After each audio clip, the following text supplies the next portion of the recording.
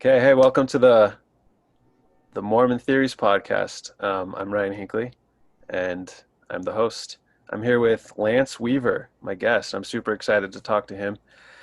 Um, I ended up stumbling upon his website a while back and found some really interesting stuff, and we're going to talk about a lot of that today. How you doing, Lance? Yeah, I'm doing good. Good, good. Yeah, Thanks for doing this again. yeah, no problem. Yeah, so your website is called Mormon Universalism. Is that right? Yeah, it actually has multiple URLs that are constantly changing, but one of them is that. Okay. Yeah, the other one's Mormon Reformation. So, Oh yeah, yeah. Mormon Reformation. Cool. And so the one question I've been dying to ask you is I actually found your website while I was looking up stuff about the Jaredites. Like I I had this idea like maybe they're older than we think they are. Maybe it wasn't just like 2300 BC, but maybe older. And then I found your website saying something like 14,000 BC. And so I wanted to know like why you came to that conclusion and what your thoughts on that were. right, yeah. So it's not necessarily that I would say that the Jaredites um, date 14,000 BC, but that aspects of their society date that. And so my whole thesis of that is that radiocarbon dates are not as predictably skewed as we currently believe, right? So I mean, this takes a lot of background. It's part of the reason why I became a geologist in the first place, really to like fully understand radiometric dating. But when it comes to radiocarbon dates, right, they're pretty much it's created by right cosmic rays for the most part, like coming into the upper atmosphere and converting nitrogen to carbon-14, right? So because it's in the upper atmosphere, it's largely dependent upon the Earth's electromagnetic field. Like that is what kind of dictates the level of kind of cosmic bombardment we get, Hmm. because the Earth's magnetic field deflects, a lot of that um, really high frequency energy that comes from the sun. So anyway, so if you have a stronger electromagnetic field, then you have less of those entering the Earth's atmosphere, and so you have less radiocarbon being created. And if you have a less strong, like a weaker electromagnetic field, it's going to let more in, right? Okay, and so that's like really well-known assumption. So this is no news. Like all scientists understand that, um, and they understand that the electromagnetic field is not constant, right? But what they don't fully know is like how it's fluctuated and exactly when it's fluctuated, right? So what they do is they try and use like dendrochronology or like uranium thorium dating. They use other dating systems to try and cross-check their radiocarbon dates Mm. to try and create what's called a correlation curve, Yeah. right? And there's several of those right now, but there's kind of one that's more agreed upon than others. And they've used these other dating methods to kind of create like something that says, hey, well, if let's say your radiocarbon date, you send this to the lab and it comes back with a date that says that it's like 9,000 years old. Well, then use our correlation curve and you'll see that that's actually, too young, and it should be 400 years older than that, because we know that the electromagnetic field, and there's other electromagnetic field is only one thing that can kind of pollute radiocarbon dates, right? And all these assumptions are kind of known, and they try and correct for them, like the marine reservoir effect, and there's like even terrestrial lake effects. There's soil effects if they're high in calcium carbonate. So anyway, they try and correct the date. Okay, this is my thesis though. These cross-checking methods that they've used, specifically like dendrochronology and uranium thorium, they're not accurate either, right? They're using, like, maybe I think dendrochronology is pretty trustworthy probably for the last 2,000 years, but as soon as you start getting into older dates, Hmm. then you're using like a really tenuous method to try and match trees. You're finding trees, right, and trying to match the pattern of tree rings on them, and supposing that they create like this continual record. I say that's wrong, right? And not only that, it's using circular reasoning, because usually they're using radiocarbon dating to like back check the thing they're using to back check radiocarbon dating. They're totally doing circular reasoning. Yeah. So my my thesis, what I believe really strongly, and I think I have a good amount of evidence for it, but definitely not enough to ever be like to like overturn the general consensus of scientific thought, is that they're pretty off. And not only that, the curve is highly irregular. So I think that some things that date to like the end of the ice age, let's say like 9,000 BC, actually happened like 2000 BC, right? And it goes like this, and then it'll go and maybe be more accurate, and then maybe 2,000 years later you'll get another thing, and it dates to like just about 12,000 BC too, or 12,000 BP, you know. Mm-hmm. But it actually happened like 2,400 years ago. So you just have this like really irregular curve where their correlation curve is basically linear, but just kind of these little deviations, you know, like 400 years at the most. I think there might be 1,000-year deviation in one of them. But it's like my thesis is no, like this curve should go like this, and there are things that are off by like 10,000 years, especially as you get older. Mm-hmm. And one of the things that like turned me on the strong that like Middle Eastern prehistory like repeats itself completely, in just really crazy ways. And this would take an hour in and of itself to kind of get into the depth of this, right? But so I think personally that it's really obvious that the Ramessean, was that the 19th dynasty of Egypt, 18th or 19th dynasty of Egypt, and the Ramses, right, are actually the Ptolemies. Okay, and I mean, and that's huge. Like, I don't know if you know much about the Ptolemies or the Ramses, but to make that assertion is enormous. Yeah. Right, the Ramessean dynasty is like the most renowned, famous aspect of Egyptology. It's like right before King Tut, like all of the monuments. I mean, Ramses the First was like the most prolific builder in all of Egyptian history. Like so many monuments and architectural accomplishments were done by him. And who's like the number two? Who's the second most prolific builder?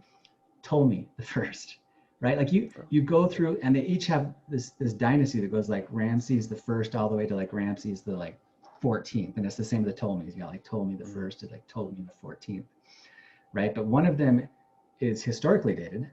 The Ptolemies, we know, like their dynasty lasted from, you know, just before the time of Christ to like I don't know, 450. I'd have to look at my dates because I haven't looked at this stuff in a while, but something like that, 450 BC or 400 BC. Mm-hmm. But the Ramessians, right, they're radiocarbon dated. And not only that, before they were radiocarbon dated, they were dated by using kind of king lists that themselves are just a mess. Yeah. Okay, and these king lists are also they're also based on faulty information, because during the Persian Empire, especially, like there was a serious battle in Egypt, in the Middle East in general, where all these different authors were trying to claim their culture was the oldest. Mm-hmm. Right, and that lasted all the way up to the time of Christ. In fact, even how come I just forgot who we all reference for Israeli history, right? Josephus. Josephus, right? So even Josephus is part of this. Like when he's writing on the antiquity of the Jews, he's like got this same chip on his shoulder where he's trying to prove to the world around him, like, no, the Jews are the oldest, right? He's like, our history is ancient and very cohesive. Yeah. Well, Manetho and a lot of these other guys, they were doing the same thing. They're all trying to prove that their culture is like the oldest, because that kind of gives them preeminence, right?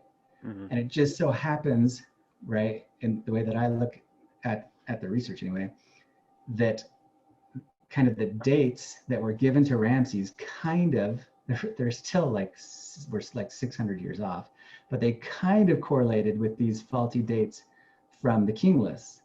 And so then they thought, oh, hey, well, look, radiocarbon dating is working. It's working great. And so, you know, that was like one of Libby's, who's kind of the father of radiocarbon dating. First things like, look, these Egyptian dates, which we think are really trustworthy, are matching my radiocarbon dates. And so radiocarbon dating is viable. It works. It totally works. Now, since then, most Egyptologists, like, they don't use radiocarbon dating a lot, right? It like fell out of disfavor because they knew it was off. But they still think it's more like off by like 50 years, which Yeah. is a really significant, important amount of time to them. But I say, no, it's off by like 1,000 years, because you're dating the Ramessean dynasty to like 1100 BC, when it's the Ptolemies. Like, these guys are the Ptolemies. Like, why does it cross anyone's mind that like the Ptolemean dynasty, they haven't found a single mummy, right? Like, from the dynastic rulers, they don't know where Ptolemy the first, Ptolemy the second, Ptolemy the third, none of them, we don't know where any of them are. And it's like, well, why? Because we have so many records. We know that it was such a huge thing, that these Greek rulers, were massive and they were incredible builders, but we can't find any of their like crypts. Why? Because, well, we found them all. We just called them Ramessean, and the Yeah. Ramses ones were called Ramses in the first place because they were trying to correlate it with the Bible. And it's like, the whole Middle Eastern archaeological system is so messed up, all because the beginning archaeologists were trying to correlate it with the Bible, and they saw these huge monuments and like, oh, they look so ancient. This must be the people who were around when Moses left Egypt. And so they're like, yeah, that came to their mind. And so they built this huge narrative, and we still believe it today, right? And like, in a lot of my research, it's like the entire system that we've built our intellectual framework on is wrong, and everyone is just believing it, and they're all building on this framework that the entire foundation is false, like just as bad as the heliocentric or the geocentric model. Like, we're all just like following, being like, yeah, the Earth's the center of the universe, and Yeah. no one is like looking outside the box to be like, no, the foundation is wrong. Like, we're totally off. And anyway, so radiocarbon dating is just one aspect of it, Mm-hmm. but the Ice Age is another part that I could go off on, because it's one of the things that's totally, I think, led us. It's so big. It's hard for me to talk intellectually to scholars about it, Yeah. because what I'm saying basically is as big as like Galileo and Copernicus coming and saying, like, no, the sun is the center of the solar system, not the Earth. Right. And then being like, no. I mean, that's common knowledge. We all know the foundation of astronomy is that the Earth's the center. I'm saying, like, no, it's that big. Like, we are that wrong, and no one can see it. And it's all because of, first of all, trusting a little too much in uniformitarianism. And I'm a uniformitarianist, like, as a geologist, obviously, but we follow a version of uniformitarianism that is too extreme, because there have been massive changes, and most of them had to do with the Earth's electromagnetic field and solar output, and the ice ages are anyway.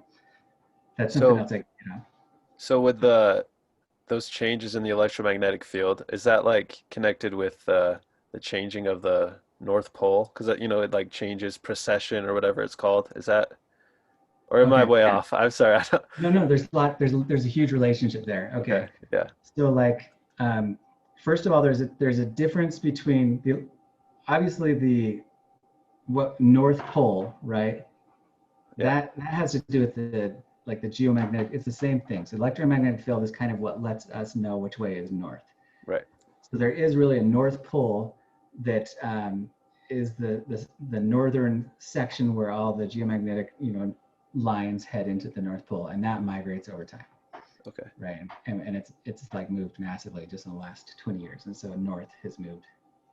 But when I talk about the Ice Age, I don't know if I want to even get into that right now, because You don't I have to. have to drop a bomb when it comes to that. And I hate to go to make such a huge statement, Yeah. which is that the Ice Age actually was not caused by precession, or inclination, or any of the three Milankovitch cycle aspects of the Ice Age was actually the result of a completely different geographic North Pole. The North Pole was over Greenland during the Ice Age. And that caused an ice cap that extended all the way to New York and Chicago, and all the way into Germany and southern England. But it's also, and I have to do a screen share, because if I show, like, I haven't shown a single person this application that I built without them being like, holy crap, you're right? So what it is that if you look on a globe at where the ice sheet was, where the actual continental ice caps were during the Pleistocene Ice Age, they formed like this perfect circle with Greenland at its center. Mhm. And places like northern Alaska, like the Yukon, most of Alaska, really, all of non-mountainous Alaska, and pretty much all of Siberia, non-mountainous Siberia, there were mountain glaciers, but all of non-mountainous Siberia was not glaciated during the Pleistocene. And if you see that on a map, it blows your mind because you're like, what? That is How weird. could there have been 10,000 feet of ice in Chicago, Yeah. like 35, 40 degrees south of the current North Pole? How could there have been 10,000 feet of ice there and no ice in Siberia? Right. And current, and I mean, I'm a geologist. I really understand so I'm glossing over this because if someone was like a glaciologist or like a geologist, we'd be having like a far deeper conversation about this. But their explanations typically are like, well, there was like these Hadley cells that made it so that Siberia was like a desert, you know. I mean, it just had no precipitation, and so because there was no precipitation and no ice accumulated, and I say, well, that's bullcrap.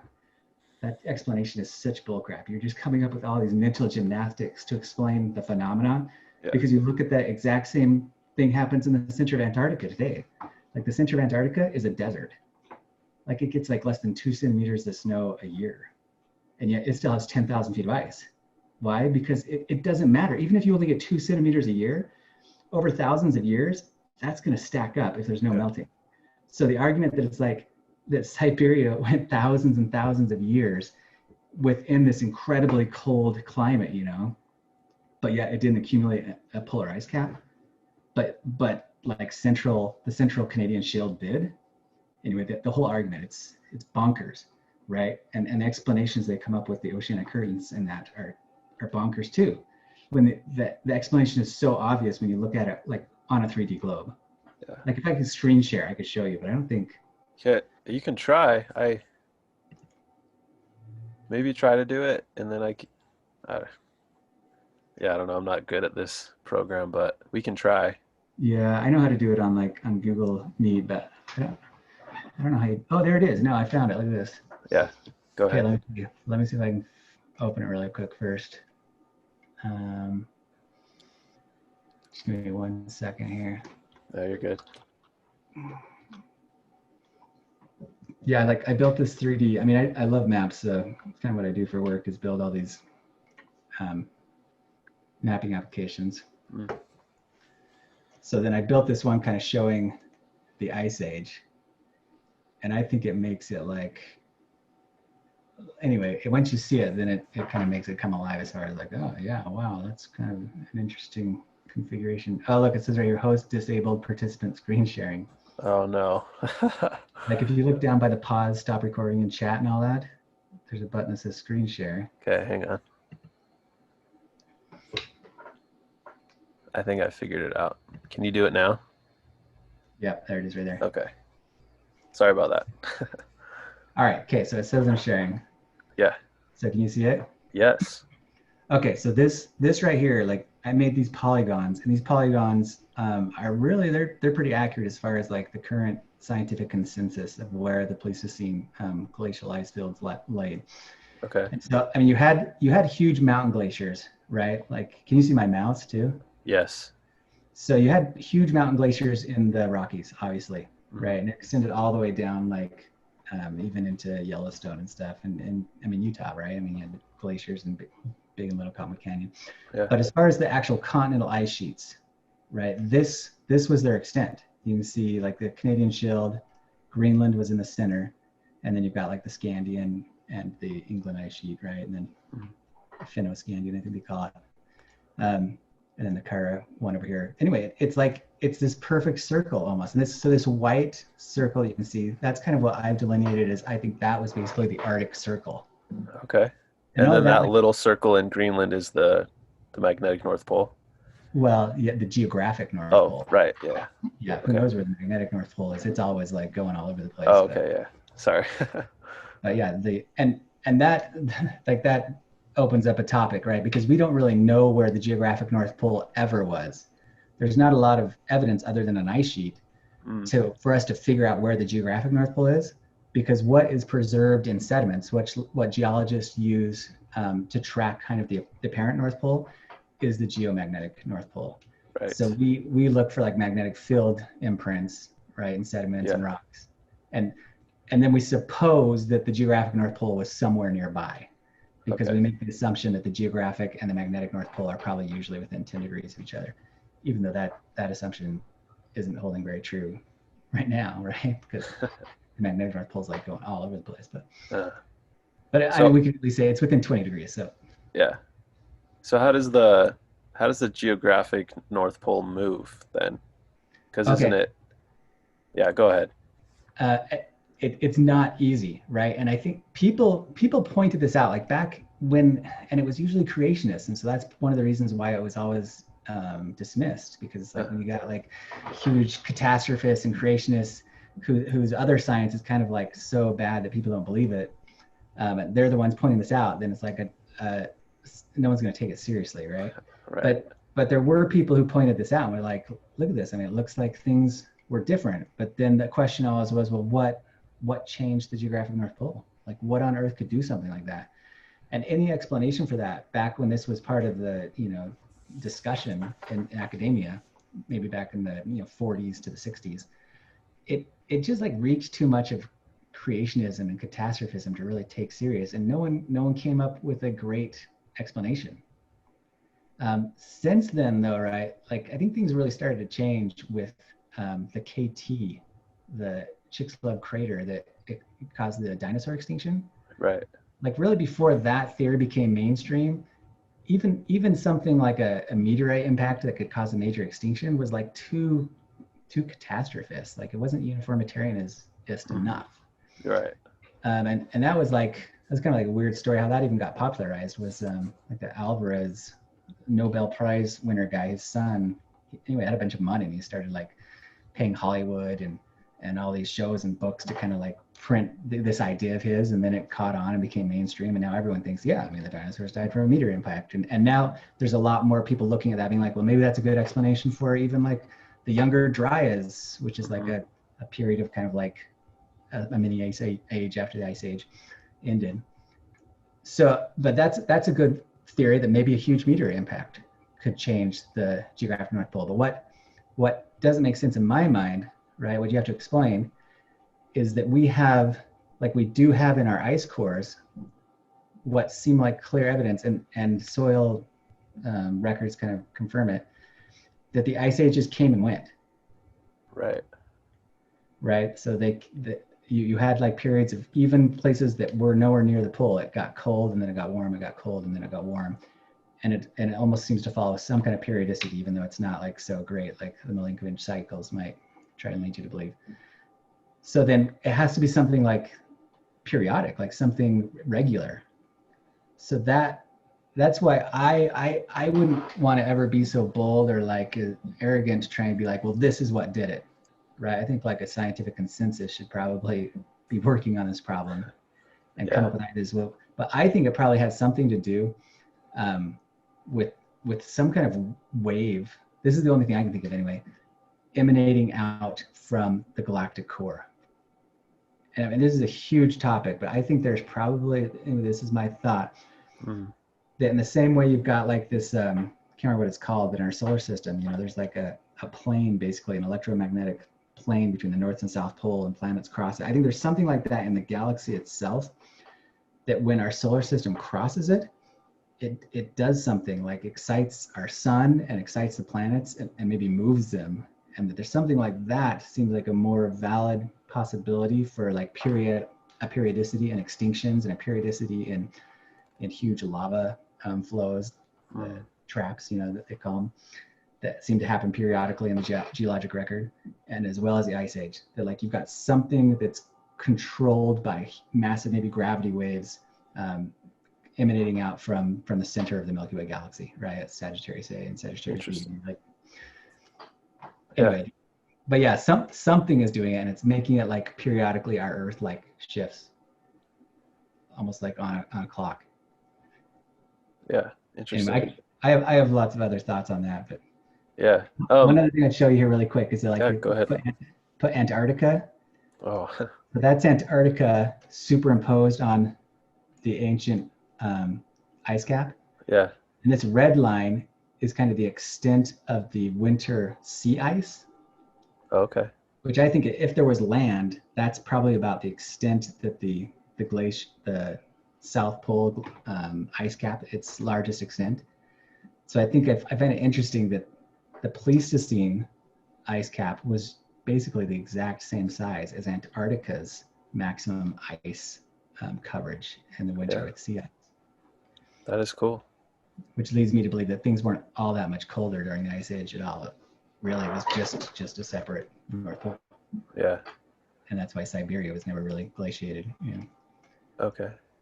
Okay. Anyway, yeah, that's that. That's cool. So real quick on that, I was just trying to visualize this. So if the geographic North Pole is in Antarctica or in Greenland, does that mean that like the like does that South. mean that the Earth is kind of tilted in a different way? Like I'm trying to visualize Yeah. that. Yeah. Okay. And so it could mean like right now the Earth is tilted what 23 and a half degrees Yeah. on its axis. So maybe it wasn't 23 and a half degrees. Maybe it was something a little different. But at any rate, it could have still been 23 degrees. It could have been about the same. It's just that now Greenland was Was on pointing the toward the top. North Star, right? Okay. Instead of our current North Pole. Okay. Yeah, that makes sense. Cool. And then that would have affected the South Pole too, right? Instead of um, the South Pole being right in the middle of Antarctica, it would be like out here in the edge, which Uh, probably means like, so this is testable. Like my theory would be really testable because if we got a lot of really good data in separate parts of Antarctica, like we know that it was glaciated a lot earlier than Greenland, but we ought to be able to find one part, the part of Greenland that would have been like kind of ice free or more ice free during the ice age should have thinner and younger ice, or should have showed a lot more melting during those periods. yeah.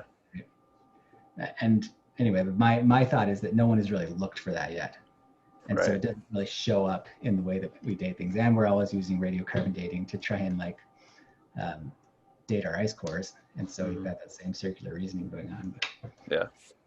That's cool. Cool. Well, yeah, thanks for sharing that. Um, so I want to ask you about your website and like how it came about and stuff, but is there anything more on the radiocarbon stuff you want to talk about? Um, I guess maybe bringing that around to the Book of Mormon. Yeah. So then I guess why that's relevant is that in my mind, so I have a model to the Book of Mormon, right, that I think is right. Um, but that's pretty meaningless because everyone thinks their Book of Mormon model is right. Um, which is almost frustrating to me. Like I read like so many people's models and they all Yeah. think they're so right that it just makes me want to like give up and be like, well, because I think they're all crazy. And I'm like, well, is mine that bad? Because theirs are bad. Like they're really bad. I mean, like the ones like people who believe it was in Malaysia Yeah, or believe I've it heard was of in that like one. Baja California Uh-huh. or think it was in like Colombia, and Ecuador. Anyway, I just wonder if they've even read the Book of Mormon ever. It blows my mind. But so I think my model like has. I mean, I'm gonna preface with this. Let's say that if it weren't for this model that I think like kind of came to me with a flood, and my brother as well, like I wouldn't believe that the Book of Mormon was literal anymore. I really wouldn't. And that's really saying something with me because like I had when I read the Book of Mormon in high school, I mean I had unbelievable like metaphysical experiences with it. Right? Like people talk about the burning heart experience, like I'd call it like a Kundalini experience because it's kind of similar to like what other cultures experience, with like really strong metaphysical manifestations that just make your whole body feel like it's on fire. Like I had that with the Book of Mormon, like full on, Uh, like in high school. Like I mean, I felt like I was having a heart attack on two different occasions when I read it. It was so powerful. I mean, so and I took that to mean that the Book of Mormon was true when I read it because that's like what our leaders kind of say. I'm not sure that I would ascribe it to that now, but now I would say that something in that book at least like spiritually affected me to such an extent that it just completely like I'm not sure what endocrine gland it is that rules that because it's like it's physical, right? I mean, I explain that experience often like saying that it's like a spiritual orgasm. Like there's no doubting, right, that like sorry. Oh, you're and, good. and hopefully this isn't like too not PG, but an orgasm is caused by a biological process, right? Like Right. there's literally something that is opening up some of your endocrine glands to flood your body with certain hormones that give you a sensation that is unmistakable, Hmm. right? Well, this Kundalini type experience, is like some call it like the burning heart, the burning serpent. There's all these terms in different cultures. Like it literally is a chemical that floods your body, and it's in your heart, right? You know exactly kind of where it's emanating from, Hmm. and it blows you away, right? And it makes you feel connected to like the universe. And I mean, I'm sure there's drugs that probably give you that same sensation because they open those exact same hormones. I mean, Okay. this was like in high school from reading a book. Yeah. So it's like there's something really powerful about that book. Um, but even still, the most of the current models out there are so poor and so like contrary to each other that I don't think I could still like scientifically like I guess the scientist in me couldn't see it as true. It would make probably turn it into kind of something metaphorical, Okay. right? Or Yeah. spiritual. But my model, like I there's so many things that match so well, right? And what we were talking about with the ice age is just one of them. Because for instance, like in Ether, when it talks about how that the elephant, it talks about this big list of animals that were useful for the food of man, Hmm. right? And then it says more particularly useful were the elephants and the kurlams and the kumans. Yeah.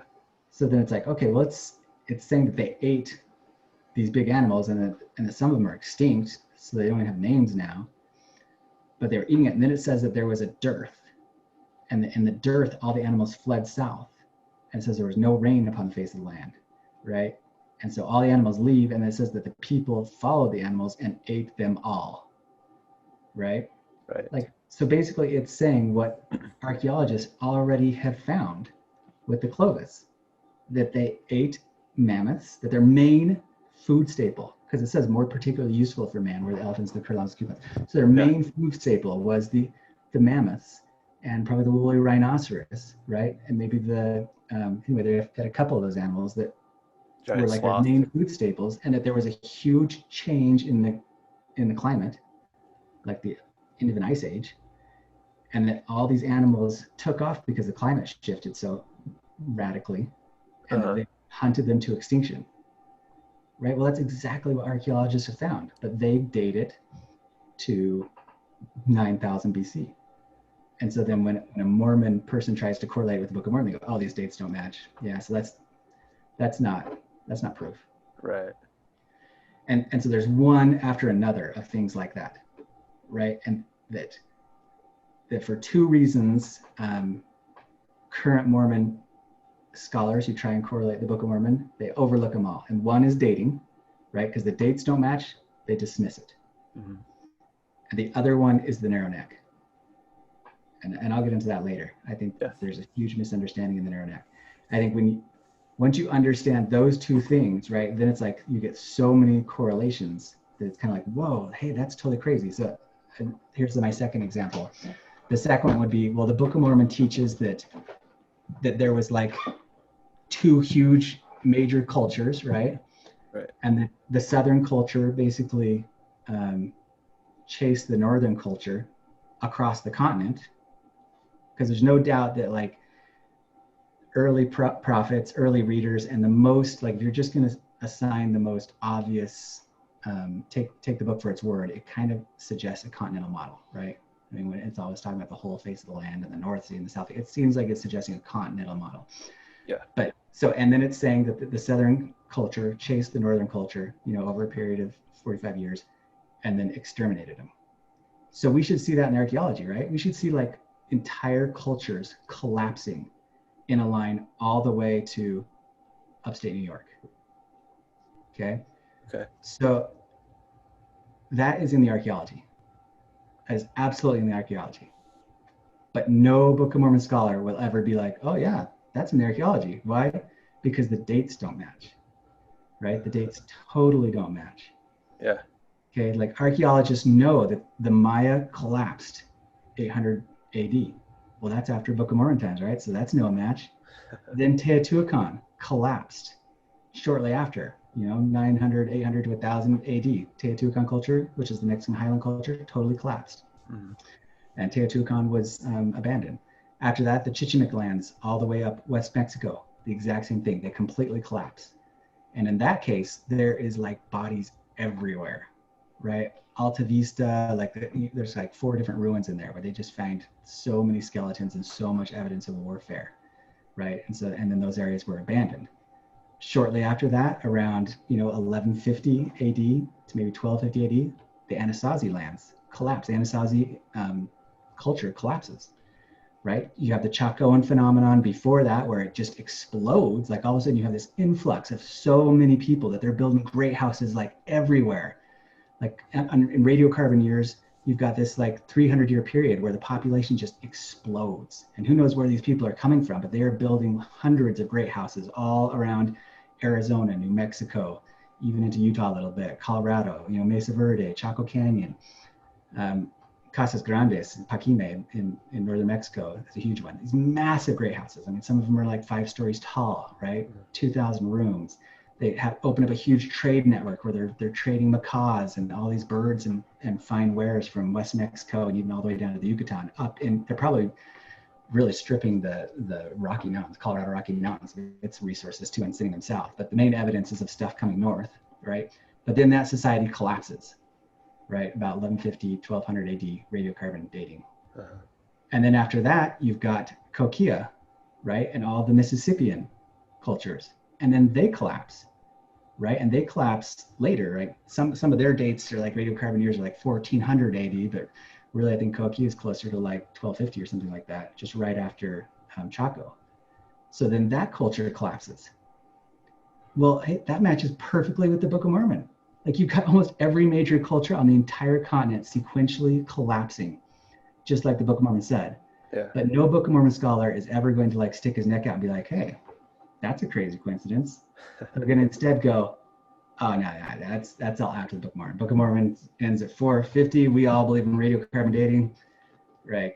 Like, yeah, that has nothing to do with the Book of Mormon. But it's like, well, what if it does? Because it matches perfectly with this.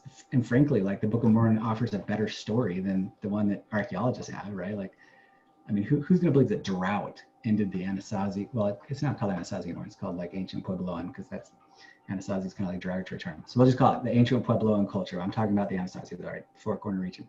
Yeah. Like, who's going to believe that drought destroyed that culture? Like, that's the most ridiculous thing I've ever heard. That's so stupid. I'm sure you could believe it for Chaco because it's kind of like out away from the rivers. But if there's a drought, everyone's just going to move next to the Animas River, the San Juan. Like there's so much water in those areas. They could move to where there was water. Yeah. Like the idea that it's like the culture collapsed because of drought, I think is the stupidest thing I've ever heard. And not only that, like half of the buildings are all burnt out. And so like, I remember reading like a National Geographic once where they're like saying, like the Anasazi's worst enemy was their own fire pit, because we find that so many of their buildings are burnt out, and we think that they ceremonially like burnt their buildings before they left. And even there's food on the table sometimes. It's like, and that was ceremonial. They left it there.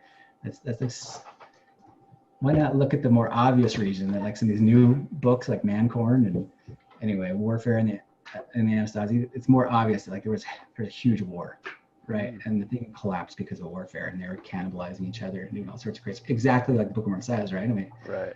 That's another match. Like if you're gonna pick any area in all of North America and say, well, where was cannibalism the most prolifically practiced?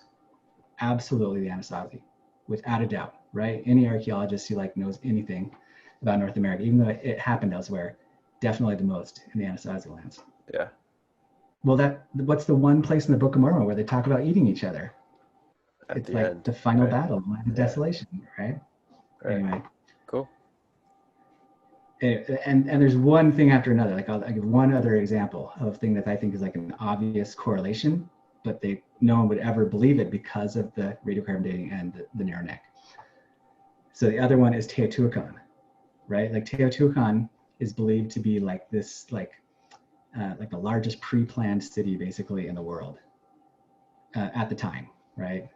And I mean, maybe that's going a little too far, but definitely in the Americas, it is like it is the center. It is the hegemon of the entire continent. Like its influence is definitely stretching from northern Mexico all the way into the Mayan lands. Like they are the continental hegemon, and not only that, the way that they build the city is like they pre-plan it. They bring in all these different cultures and create like a Zapotec center and a Huastec center, and anyway, there's all these different cultures, the Mixtec center, that have their own kind of like barrios in the city, and it's like they planned the city before they built it, and then it just pops up overnight, really huge. And the timing, like because this happened pretty close to the time of Christ, the timing matches surprisingly well with what it says in the Book of Mormon about Laconius, right? Because Laconius, when the Ghanaian robbers are getting to be such a huge problem in Zarahemla, he said, well, we're going to get all of the Nephite people from all the Nephite lands, and we're going to gather them to the land of Zarahemla and into the land of Bountiful a little bit. And we're all going to be centralized and then abandon all the other lands. And so I believe that Teotihuacan was built by Laconius when he gathered everybody in defense for those 7 years from the Ghanaian robbers. I think he built Teotihuacan. That's awesome. And that also goes along, like, because most Book of Mormon archaeologists, they have places like Santa Rosa that they say maybe this is Zarahemla, but all their Zarahemlas, in my opinion, suck. Because just like their model in general, they take the whole book and they stick it in these little corners and they try and correlate it with these tiny ruins, right? Yeah. Well, maybe I'm off base here, but I think that a generalized reading from pretty much anyone who read the Book of Mormon for the first time would get the idea that Zarahemla was like a massive population center. That's the idea I get. Yeah. Right?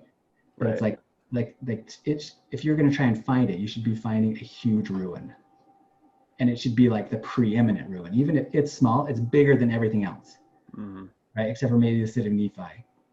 Like the idea that the Book of Mormon tries to put forth, I think, is that Zarahemla is the preeminent city. It's not some tiny little city with these massive other empires surrounding it. It is the preeminent city. Yeah. So that's another thing. Like if you're going to ask an archaeologist, what is the most preeminent city in all of Mesoamerica, in all of prehistory? It's Teotihuacan, without a doubt.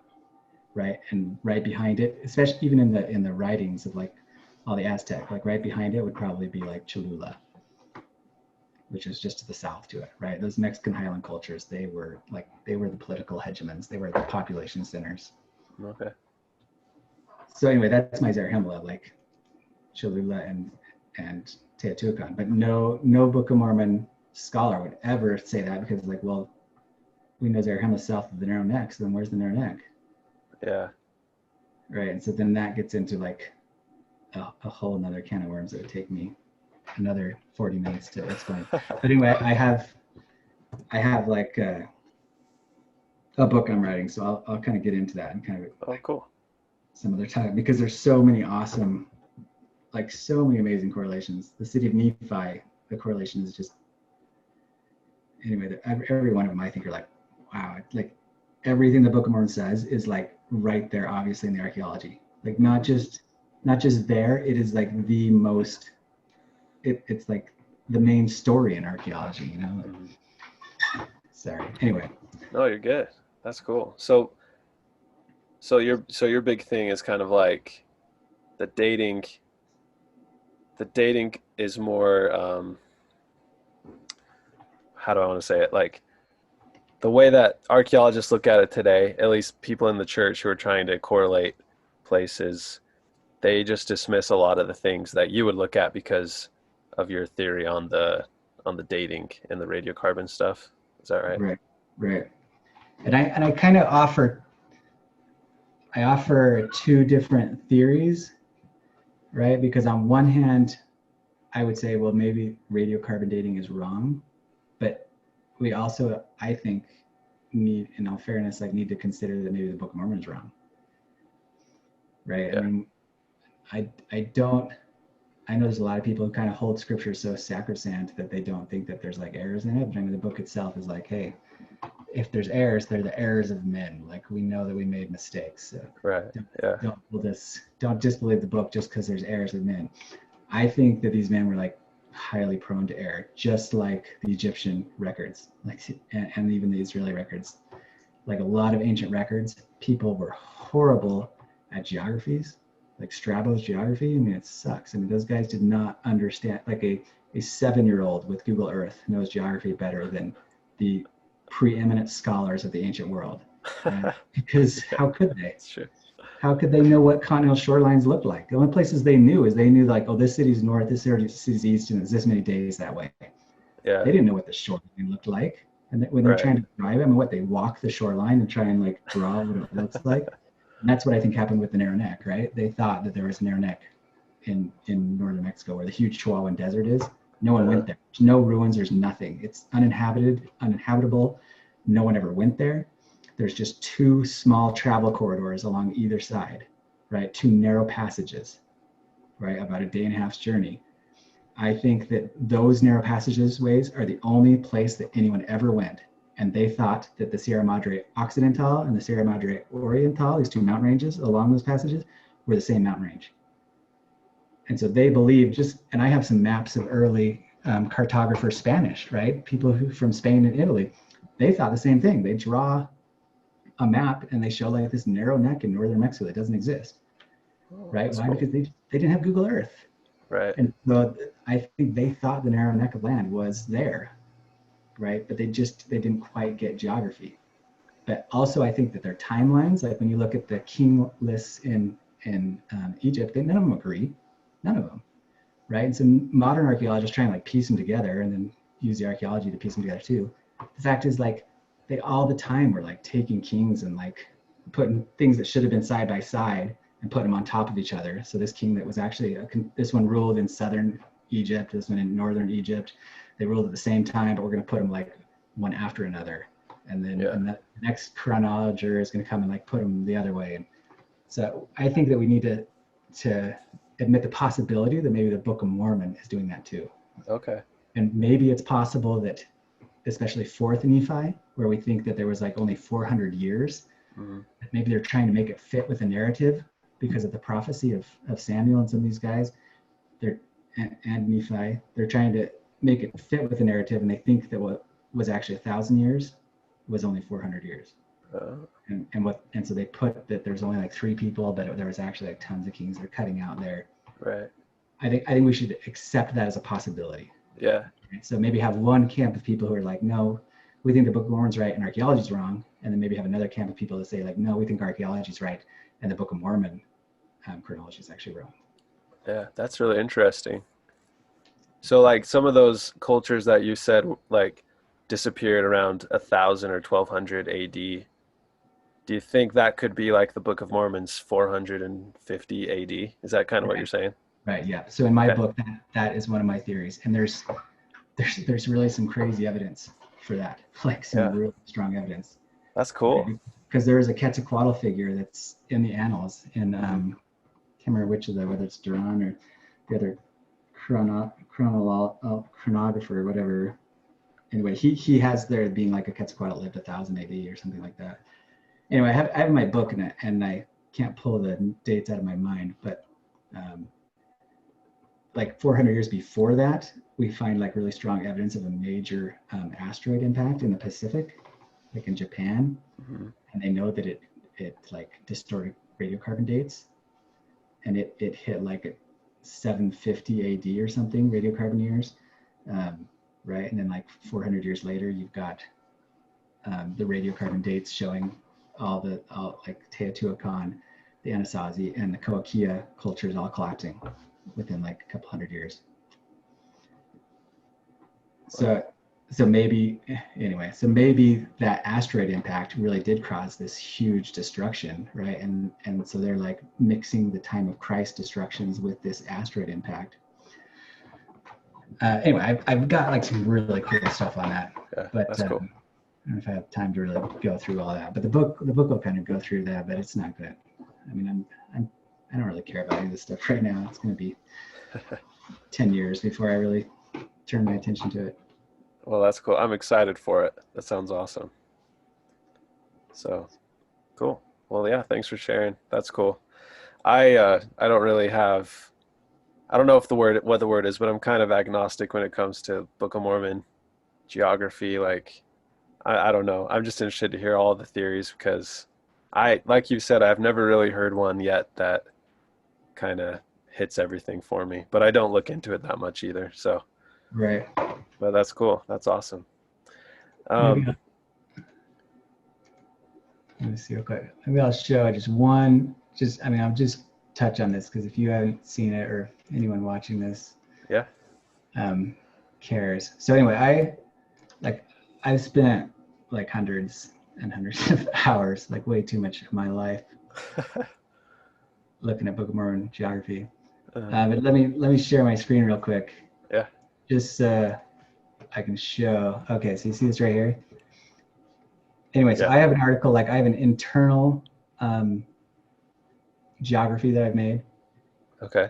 and it matches like surprisingly well with a lot of the other internal geographies. Like the internal geography of the book is pretty cohesive and kind of unmistakable. Right. But maybe I just maybe save this for another time. But like, so if you go through here, like I have every single city, right? And Hmm. like, so you can see the EC cities here: Morianton, Omner, Gideon, Jershan, Helam. And I go through every single scripture that mentions those cities, of pretty much every city in the Book of Mormon that's significant. Yeah. And then I go through and talk, like write notes on exactly what the relationship significance of that city is, right? With Zarahemla, Riverside. That's Um, awesome. and this is why, like, so I think if you go through my reasoning, like a lot of people miss some of the most significant geographic relationships that need to be in any model. Hmm. And what the most significant one is, right? They're always focused on the narrow neck because it's Yeah. so obvious, right? And in my mind, it's like, well, that they actually didn't understand the narrow neck, like I already explained, right? They've got, because Moroni thought there was a narrow neck in North Mexico, but it wasn't.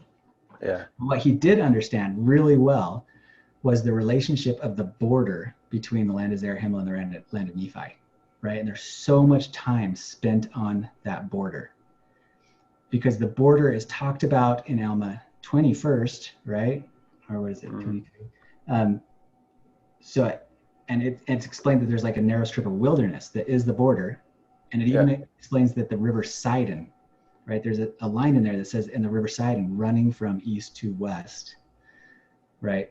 And a lot of people suppose that's like, oh, well, maybe that's just like talking about the narrow neck or the narrow wilderness again. But I think it's pretty clear that it talks about the river side and running from east to west, that it was the border between the land of Nephi and the land of Zarahemla. But when Moroni came into power, right, then the Lamanites had then like surrounded the land of Nephi, both on the East Sea and the West Sea. And so he creates a new border, right? And in Alma 57 through 13, like explains that really clear. Uh, Moroni creates a new border. And he creates all these new cities to fortify, these garrison cities to fortify that border. And then all the chapters of Alma from like, 40 to the end of to 60 are wars fought over those garrison cities that were created to guard the new border, because the Lamanites are kind of pissed, right? And maybe rightly so. Like Moroni stole their land. He's like, but he felt it was their, I think he felt it was their territorial land anyway. And yeah. it just wasn't very smart to be surrounded by your enemy. So anyway, he created a new border and he made it straight coast to coast. And it goes all the way from the East Sea to the West Sea, right? And then you see you've got battle over like Antipyra and Kumenai, Zizra and Manti. And then there's kind of a reference that everyone else skips over that says like Manti is close to Nephi-Ha and Moroni is on the sea. So it gives like this line of cities, and nobody, like that has to be in any model that you make, but it's super problematic in any of the Mesoamerican models. Like to Uh, make those fit into the models that put the Isthmus of Tehuantepec as the narrow neck land, it's difficult. Like yeah. there's some good models down there, and I'm not going to say that there aren't one or two that like are plausible, but they don't fit really well with what's explained of those cities. And maybe we could do a different, like I'm going to do my own videos, I guess, at some point where I really go through every single verse and explain that relationship that needs to exist. And it's a relationship that I think all people who have made internal models get right, but a relationship that everyone who tries to put it down in southern Mexico and Guatemala get wrong. Yeah, they just can't match it up with anything in their Yeah, model. yeah, because the Yucatan Peninsula kind of like ruins it, Right. and the whole northeast southwest sea, and have to like trade them all and make the east north and south and north and Yeah. make them. Yeah. That's cool. Yeah, we could, you know, I'd love to see more on that, but is that website that you showed, is that available on your website? Yeah, yeah, Okay, cool. yeah. And it's one of the main pages. I think it's just called like internal model um, of the Book of Mormon. Awesome. It's big. I mean, it's like 20 pages long, so it's a good one to go through for. And I try to be kind of like objective in that, in my first part of it, and not like try to bend it toward any model, make it truly an internal model, and then in my discussion, kind of maybe try to assign it to a model. Yeah, that's awesome. Well, that's cool. I didn't know much about your Book of Mormon models. Thanks for sharing that.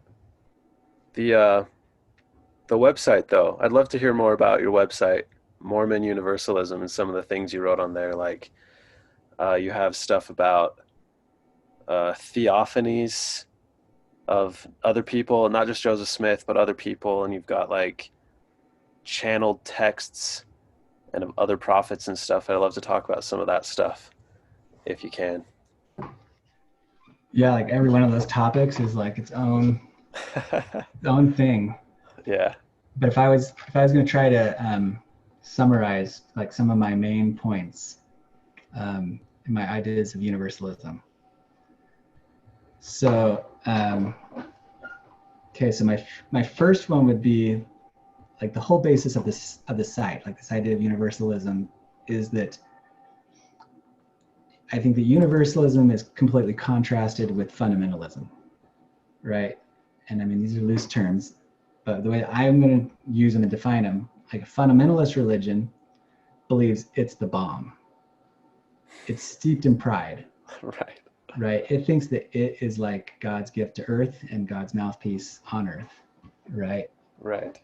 And most religions, like lots of religions, believe that, right?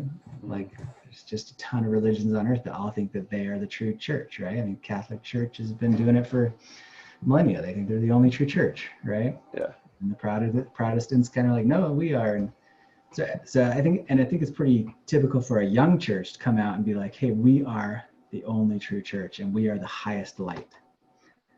Okay, so my thought with universalism, right, though, is that I think that as people like expand and mature and get older, I think it's just pretty normal for an older person to like start looking at all the different churches and kind of like come in contact with pluralism and be like, wait, well, they all have their own teachings. They all think they're right. They can't all be right, right? Mm-hmm. So then, is it possible that none of them are right? And a lot of people come to that conclusion, right? Is it possible that they're all wrong? I think that's kind of universalism. And it's really what I'm teaching. So my premise is that the only true church that's spoken of in Mormon scripture, like in D&C 130, is the spiritual church in heaven. Like there is a church, and church might be like a weird word to use, but it's what the scriptures use. It's a spiritual organization that exists in heaven, right? The church of the firstborn talked about in Hebrews and stuff. It's a church in heaven. And basically what it is it's the realm in heaven where all the most selfless, amazing people who've lived go, right? And the thing that governs the hierarchies of heaven has nothing to do with what religion you belong to, has everything to do with your righteousness, right? Yeah. Like Abraham wasn't like chosen and neither were any of the prophets because of the religion they belonged to. It was because they lived a certain way. They had a certain mindset that was aligned with the most impressive people who've ever lived, right? And so they occupy this higher echelon of heaven. And so universalism and the idea of Mormon Reformation, right, is that an individual and a church needs to come to that maturity to where they stop thinking they are the highest light and that they have all the truth and that they have the highest truth, and instead realize, no, we're all wrong. Like the truth is in God, right? God has the truth. These higher beings in heaven, they have the truth, and they try to teach it to people on earth, but like almost immediately when they teach it, we corrupt it. Mhm. We ruin the truth, always. Israel did it. Mormonism has done it. Like, I think Mormon scripture is pretty awesome, but I think we've corrupted it in so many ways. And most of those ways revolve around pride, revolve around us thinking that we are the biggest and best and greatest. And I think it's kind of largely responsible for a lot of the apostasy and leaving the church that's happened, like especially in the last couple of decades. Like, so many people are themselves maturing into pluralism and universalism and realizing, hey, there's so much truth in all religions, and we don't seem that much better. I mean, maybe we are in some ways, but in a lot of ways they might be better. Are we really that much better? And so then they're like, well, we say we are, but I don't see that. I don't see us being so much better. And so I'm just going to leave religion in general because I think it's all bull hooky, right? Yeah. I don't follow that. I think that religion can be amazing, and it is amazing in so many people's lives. We shouldn't abandon it, but we should recognize the pride that's inherent in fundamentalist beliefs, right? The beliefs that like over literalize scripture and always put ourselves like at the pinnacle and at the height and being so amazing and saying that our leaders are the only ones that God talks to. And I think that there's just so much evidence that destroys that model. Now, as soon as the internet came around, you can't even withhold that model. Like, the fundamentalist model can only exist in a vacuum. As soon as you get the internet and you find out it's like, oh, really? There was a guy in China, Hong Shixuan, who almost the exact same time that Joseph Smith had his first vision, this guy had a first vision too. And just like Joseph Smith saw two beings of light, he saw two beings of light. And he started a church called the Heavenly Kingdom, just like Mormonism, within the same decade. And he introduced polygamy in it and communism, right? Socialism within his model. Like, his model is so much like what came to Joseph Smith. And not only that, then the government like went to war with him, and it started the Taiping Rebellion, right? It killed like 30 million people. It's like one of the biggest wars of that era of Chinese history. And it's so similar to the story of Joseph Smith that then you have to be like, whoa, what the heck? Like, when I started reading about that guy, it blew my mind. Yeah. And same with the Bob, right? And the Baha'i faith. Like, start reading about his theophany and him like having God come and introduce all this new scripture and all the reforms, and it's so similar. Like, there's so many parts of it that are so similar to Mormonism, and even the Millerite movement, right? Like, so many things that are so similar to Joseph Smith that like it's easy to be like, whoa. I mean, one of two things had to be going on here. Either one, these guys were all talking to each other or reading the same material, which I think is a little unlikely when it comes to China and Joseph Smith, right? Yeah. Or they're part of a bigger thing. Yeah. That maybe there is like, and I have theories on this that come from some pretty awesome channel text that I talked about, right? And that goes along with some of the other stuff that I was talking about, these gravities waves that emanate out from the middle of the galaxy. Like, when we hit these, like the times and seasons, right? We hit the ends of these times, that these like prophetic type people, even Hindus, like have these different times instead of the Mayan calendar. These times correlate with these, like, I'll call them gravity waves. They could be any kind of like really strong electromagnetic wave, but they bend space-time. This is kind of according to OASP, really, and I think it's an awesome theory. But so they bend space-time, and so as our solar system passes through these waves, the dimensions like close in on each other. And so suddenly heaven and earth, we're gonna call it heaven and earth, but I'm gonna say it's actually like heaven is just another dimension. When we die, we go to another dimension, right? Mm-hmm. Those dimensions suddenly come closer to each other. So communication through the dimensions is possible. And so when we hit one of those, the ends of these times, right? Heaven and earth come closer together because time is warped. And so suddenly people start having all these spiritual experiences, and like everyone's seeing angels, not just Joseph Smith. Like, Ellen White is seeing angels. Like, everybody is seeing angels. Everybody is like having revelations. Why? Like, why the Second Great Awakening did suddenly you get so many religionists, not just in New England, but also in Iran and in China? Why were they all having these amazing like religious experiences? Because space-time was like fluxing. And so heaven and earth came closer together. And so suddenly they get all this inspiration from these higher heavens, and all these religions spring up, right? And those religions are full of really very similar doctrines.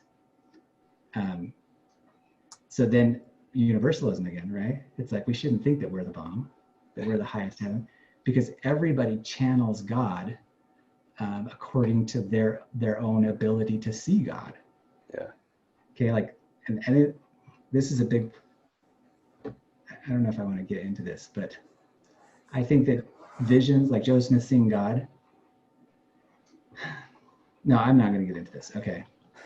I'm not going to go there, but I'll just go into a couple, because I have my first 4 articles that I think are the biggest aspects of Mormonism that need to be reformed, right? So all revolving around universalism. First, we need to realize that the only true church is a church in heaven. Okay, it's not a church on earth. Okay, a church on earth is only as true as we can align ourselves to the heavenly church. Yeah. And when God said in 130, you know, that if you are worthy, that you might be. How does it put it? I gotta read it and not butcher it. The only true and living church upon the face of the earth, with which I, the Lord, am pleased, speaking collectively and not individually. How's the first part of that go? I don't remember.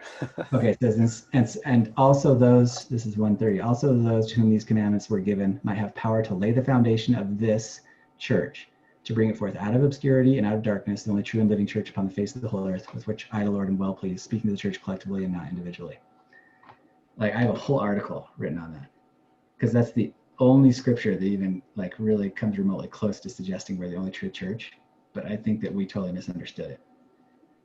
It's not saying you, the Mormon church. It never says you, the Mormon church, and your leaders are the only true church upon the face of the earth. He says that you might have power to lay the foundation of the church, bringing it out of obscurity and out of darkness. Right? And so it's basically saying, like, the true church is in heaven. But if you guys are worthy, right, then you can basically channel the truth from that church and become the true church yourselves. Because any organization that gets the truth of the true church, right, the only true church which exists in heaven, any organization that gets those revelations, that gets that truth, that channels it through your prophets and lives it, becomes part of the true church. But only if you're worthy, right? It's not like this endowment that we're just going to call you true, no matter whether you're good or bad, no matter what kind of crap you interpret out of the scriptures we give you as higher beings, you know.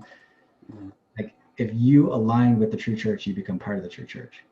But that includes every religion, like the Seventh-day Adventists, like any of them. If they're aligning with the revelations that are coming from the only true church, then they become part of the true church. But they can't call themselves the true church, because the only true church is the church in heaven. Right. And I think DNC 10 makes that like pretty clear. But I mean, like I said, I'll have my own article on that, because there's so many amazing scriptures that I think we've just missed. Mm-hmm. We just ignored them. We teach lesson after lesson on these fundamentalist scriptures that like soothe our own pride. Yeah. Right, and we gloss over things like what DNC 10:67, where he's like, "Behold, this is my doctrine: whoever repenteth and cometh unto me, the same is my church. Wherefore, whosoever declareth more or less than this, the same is not of me, but is against me. Therefore, is not of my church." It's like, you don't ever hear that heard preached in church. Right. Heck no. We want to talk about DNC 130. We want to forget about DNC 10:67, where it says that anyone who repents and is coming to Christ is part of his true church, his church, you know. And right. Anyone who teaches more or less than that is not part of the true church. But, yeah. That's cool.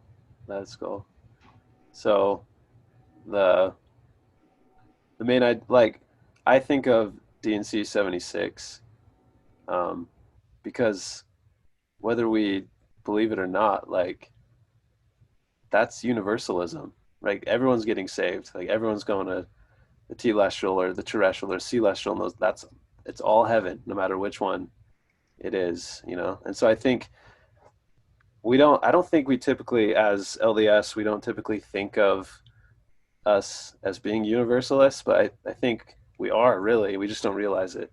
Yeah. I mean, at very least, we're more universalist than pretty much any other religion, Christian religion, mainstream religion, because of our belief in the afterlife, and that we're doing everybody's temple work and they're all gonna be saved. Yeah. Yeah. Yeah. And we have such amazing scriptures in our canon that once again we don't focus on and we hardly ever read. But like, so here's a great example.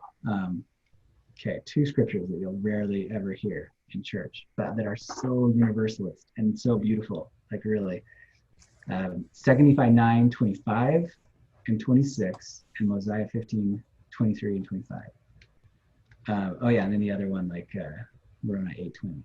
Okay, so check this out. Okay, so 2 Nephi 9:26 says, "For the atonement satisfieth the demands of his justice upon all those who have not the law given to them, that they are delivered from that awful monster, death and hell." Right? Okay, so listen like really carefully. The atonement satisfieth the demands of justice upon all those who have not the law given to them. Anyone without the law is saved. Okay, and maybe you don't believe that one, and so then let's go on to Mosiah 15:24. And these are those who have part in the first resurrection, and these are they, right? The first resurrection is like when the celestial spirits come forth. These are they who have part in the first resurrection. These are they that have died before Christ came in their ignorance, not having salvation declared unto them. And thus the Lord bringeth about the restoration of these, that they may have part in the first resurrection, or have eternal life, being redeemed by the Lord. Right? Anyone not having salvation declared unto them comes forth in the first resurrection. Like that's pretty big. Yeah. And in case that one's like not enough, then you've got, oh, where is it? Okay, Moroni 8:22 says, "For behold, that all little children are alive in Christ, and also all they that are without the law. For the power of redemption cometh unto all them that have no law. Wherefore he is not condemned, or he that is under no condemnation cannot repent, for unto such baptism availeth nothing." Right? So, I mean, that's huge. It says, children as well as all they that are without the law are redeemed. Like that's huge. Like what? Yeah. That's awesome. Full on universalism. Like we're saying there. Anyway, there's a lot more to that. If you like read through it, I have an article on that. Yeah. And that article is huge too, because it makes the other assertion that like this would like most Mormons be like, no way. But I think I prove it pretty clearly. We like to believe that the 3 degrees of glory are physical resurrections, right? I say read D&C 76 carefully, and you'll find really clearly that the 3 degrees of glory are primarily the spirit world. Right? Because we always teach, like as missionaries, we all did this, right? We teach the spirit world is paradise and prison, because we learn in Alma, and then you're resurrected physically into these 3 other worlds that are telestial, terrestrial, and celestial. I say, no way. Like read the scripture. It's totally clear. All D&C 76 is it is expanding what was already taught in Alma. And it's saying, no, it's not just paradise and prison. There's not just 2 degrees. There's actually 3 degrees within the spirit world. Telestial, terrestrial, and celestial in the spirit world. And that those glories, right, they match a state of being, right? So you're going to go in, there's so much too. There's holy cow, like I said, this would be a whole other hour to really go through it. And why it's important that he makes 3 degrees of glory, because it's more universalist. Again, it's really awesome. The doctrine, I think that kind of why he does 3 degrees of glory, and why he takes paradise and prison, which is already like a Catholic belief, right? And he throws in a 3rd degree that's kind of like purgatory, kind of like the Catholic purgatory. So there's 3 degrees, but those glories correspond with glories that the earth has or will attain in its own progression. So it's dualistic, right? And that's where the confusion comes in. Even though D&C 76 makes it pretty clear that it is talking about spirits, not about resurrected beings, spirits. It says these are spirits in the verse. Like read my article, totally clear. These are spirits. But those glories correspond to what the earth will be as it progresses. So right now the earth is abiding in celestial glory. Mm-hmm. And so spirits who are in the earth right now are, and maybe we talked about this before, you got my reincarnation article, right? So Yeah. everyone who's alive right now is typically dying and going to the celestial kingdom of the spirit world, and then coming back to Earth, right? And Earth is hell essentially, and that is hell.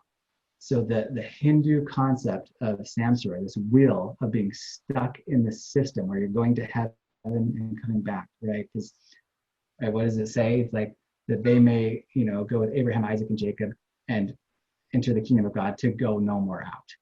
Yeah. Right. And there's like 3 different scriptures like that. We are trying, as Christians, we are trying to exit the wheel of samsara, this reincarnative cycle of going to the celestial kingdom and then back to Earth, celestial kingdom and back to Earth. Like that's hell.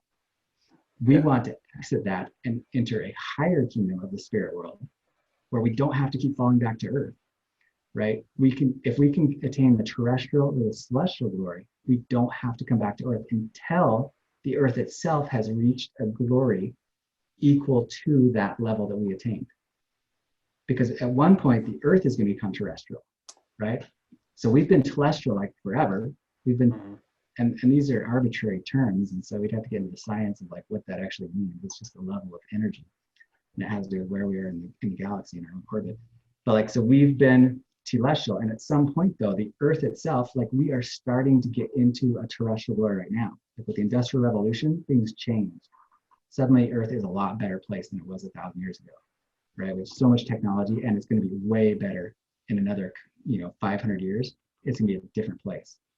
So it enters basically a terrestrial glory, the Earth itself, where we're going to have so much technology and we're going to have so awesome spacecraft and just amazing things. And we've already got all these amazing computers, right? So that now someone might have died at the time of Christ, but if they were worthy to reach a terrestrial glory, then they're now going to be reincarnated when the Earth catches up to their level of glory, their level of intelligence and spiritual maturity, right? And at some point, the Earth itself will actually become celestial, right? And that's far in the future. Like there's lots of channel texts that explain these ideas, but anyway, I won't go into them. But it's kind of how they dawned on me, and I was like, well, this is what our scriptures are actually teaching. Our scriptures teach this, but we don't recognize that our scriptures teach this because we interpret our scriptures wrong. But once you read the channel text, you're like, well, that's totally what our scriptures teach. But at one point, our Earth is going to be celestial, and it's going to be like unto a ball of fire, and it's going to be like some of the other channel texts that talk about it. It's like it's beyond our description. Like we will become what some call a social memory complex, where basically all humans become so connected that we're almost like one consciousness. And the Earth will have already by that time be like, we call it transfigured, but I think it's dimension shifted. Like we're going to be, but that's, when I use terms like that, I'm totally speculating. Yeah. And I want to always make a distinction between when I'm speculating and something like I really believe. But so the Earth though will, I believe, be in a far higher dimension. Sentient life on Earth will be way different than what it is right now. Some of the texts talk about it's like we won't even really have physical bodies. It'll be a different type of body, and we'll be like one mind essentially. But then, so if somebody who lived at the time of Christ was able to attain a celestial glory in the spirit world, they lived in that metaphysical realm, this timeless metaphysical realm that is what we call the spirit realm. They live there until the Earth attains their glory. And they won't come back to Earth until then. Does that make sense? Yeah. So then the Earth really does become like telestial, terrestrial, and celestial, and we do really get physically resurrected, which is actually usually being reborn. Okay. Into the Earth. But D&C 76 is not referring to that. It's other scriptures really referring to that. D&C 76, when it talks about 3 degrees of glory, is talking about the spirit world, which I prefer to call the metaphysical realm. This where people go when they die. Like it's a realm of consciousness. Probably. That's so interesting. Yeah, that's cool. So do you think because I was born, I mean, I know you're not judging me, but like because I was born into this telestial world, do you think it's because I wasn't a great person like in a previous life kind of thing? Or well, that some the text that I like, this channel text that kind of describes this, the way that it would say it like is that we're all pretty much celestial, But one of them, it's kind of crazy in and of itself, but it refers to something as wanderers. So it says that there are a lot of wanderers, especially coming around the time of harvest. And what harvest is like when our solar system is getting close to one of these gravity waves or whatever kind of wave it is that's coming out, that's bending space-time, right? Those waves are going to make heaven and earth come closer, but they're also going to make it so that people in the spirit realms can actually jump up levels. And then people on earth during those times can also jump up a level. And so they're harvested to a higher level, like from telestial, terrestrial, terrestrial, celestial. And so tons of helpers or wanderers incarnate during those times. And we're coming upon one like within the next 300 years. And so there's tons of wanderers on this planet, which are, instead of telestial spirits, they can be terrestrial or celestial spirits.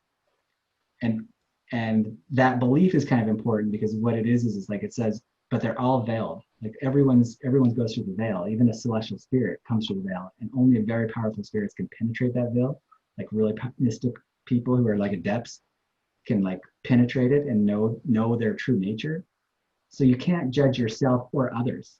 Kind of like it's saying that we entertain angels unaware. You never know. Like your neighbor, you can't be like, oh, he's a lowly spirit. Like for all you know, your autistic son could be like a wanderer. Because what it says is like during harvest, a lot of these wanderers incarnate just to bring up the earth's vibration in general. Like just their presence on earth incarnated helps the earth to become better. Wow, that's cool. And higher. And so then we shouldn't ever judge ourselves or others. And you could always tell, I think, because everyone always is like any like spiritual person I know is going to be like, yeah, I'm definitely a wanderer, right? I'm definitely like a 6th density celestial spirit, right? So whenever you get someone who says that, then I always be like, yeah, they're not. No, you're not. Yeah, you're not.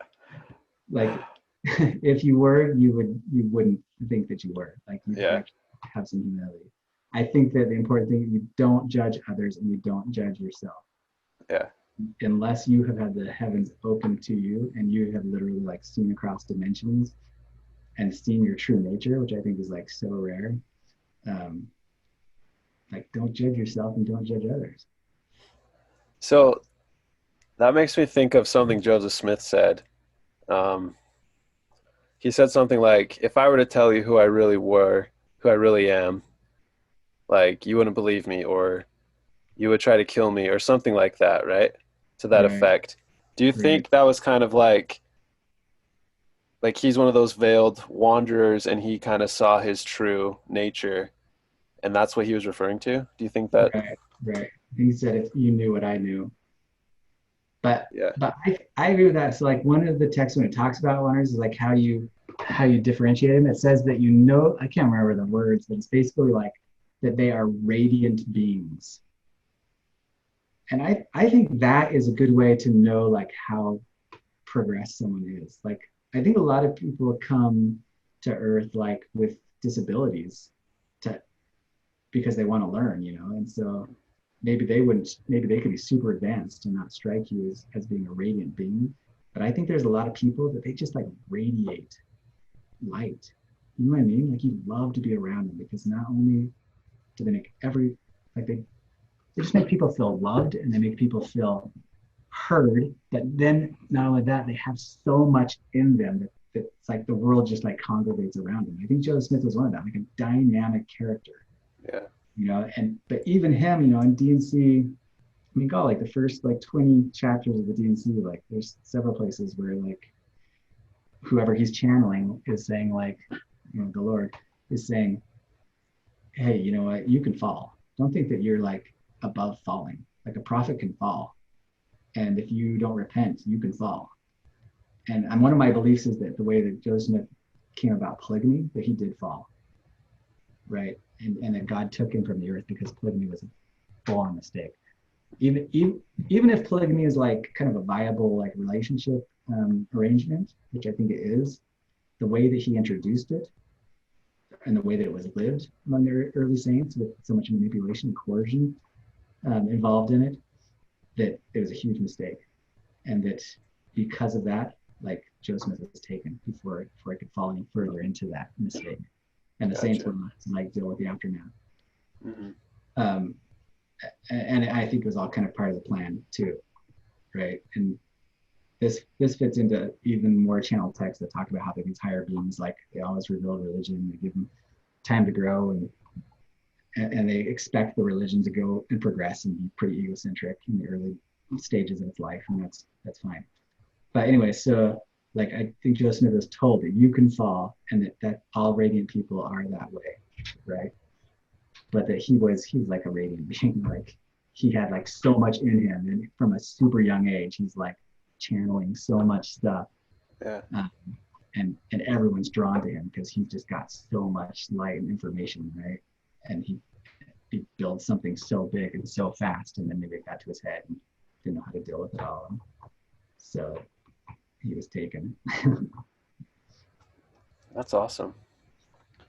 Um, so one of these channel texts that you talk about on your website really piqued my interest. The one, I think it's called the Book of Ben Kathryn. Can you talk about that a little bit and kind of like some of the things that it might be prophesying and some of the implications of that?